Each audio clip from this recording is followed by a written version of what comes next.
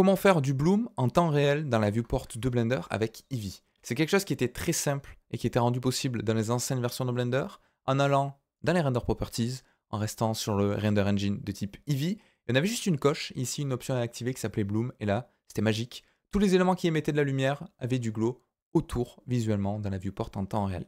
C'est quelque chose qui a considérablement changé. Maintenant, il ne faut plus du tout procéder de la même manière. Depuis les versions récentes, on essaie d'homogénéiser au maximum les traitements entre Eevee et Cycles, donc il ne faut plus procéder pareil. Je vais supprimer tous les éléments et je vais rajouter un nouvel élément avec Shift A, un objet de type Mesh, Torus. Je vais faire un clic droit, Shade Smooth, et c'est cet objet-là qui va nous servir de test pour émettre de la lumière. Alors comment ça marche? La première chose à faire, c'est de passer en haut à droite en Render Preview. Par défaut, ça ne ressemble pas à grand chose, c'est tout à fait normal. On va créer un nouveau shader parce que pour émettre de la lumière, il faut indiquer dans le shader editor qu'on a de l'émission. Je vais faire un new. Je vais aller ici dans emission. Je vais mettre par exemple une couleur verte et je vais mettre par exemple une force de 1.5 comme ceci, voire de 2. Mais plus on va augmenter cette valeur-là, plus on va tendre éventuellement vers du blanc. Donc restez quand même assez limité sur cette valeur-là, on va rester à 2. Pour que ce soit encore plus visuel, dans les World Properties, je vais mettre l'intensité à 0. Comme ça, je n'ai rien qui vient polluer ma viewport. Je vais même désactiver mes overlays, comme ça, j'ai uniquement mon torus. Donc là, il émet de la lumière, mais j'ai pas cette sensation de glow. Comment je fais pour avoir du glow en temps réel dans Blender?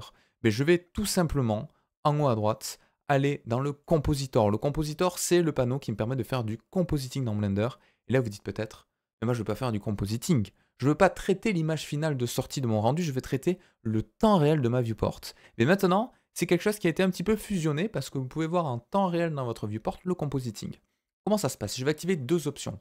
D'abord, je clique sur Backdrop. Ensuite, je clique sur Use Nodes pour indiquer à Blender que je veux utiliser le système nodal présent ici dans mon Compositor Editor. J'ai mon Render Layer, j'ai mon Composite. Et là, c'est ultra simple avec Shift A. Je vais rajouter un node de type Glare. Je vais l'appliquer juste ici. Et là, en temps réel, je vais pouvoir indiquer à Blender que je veux voir ce que ça fait dans ma viewport en cliquant sur la petite flèche. Et dans Compositor, je vais cliquer sur Always. Et là, vous voyez, des gens commencent à avoir un traitement. Traitement qui est un petit peu différent de ce qu'on avait avant, parce que par défaut, on est en algorithme Strix, on en a plusieurs. On a du Ghost, une projection, on a du Fog Glow, que j'aime beaucoup, qui est un petit peu plus contrôlé que le Bloom. On a le Simple Star, qui fait des petites étoiles, et on a surtout, ce qui vous intéresse, le Bloom. Donc ça, c'est exactement ce qu'on avait avant dans Blender. Et j'ai plus ou moins les mêmes paramétrages. J'ai la qualité de celui-ci, je peux passer à un élevé, en low ou en medium pour avoir quelque chose d'un petit peu plus brouillon, sachant que plus vous allez avoir quelque chose qui tend vers le high, plus ça va être précis, mais plus ça va demander des ressources à votre ordinateur. Donc moi, je vous conseille le medium par défaut qui est très bien.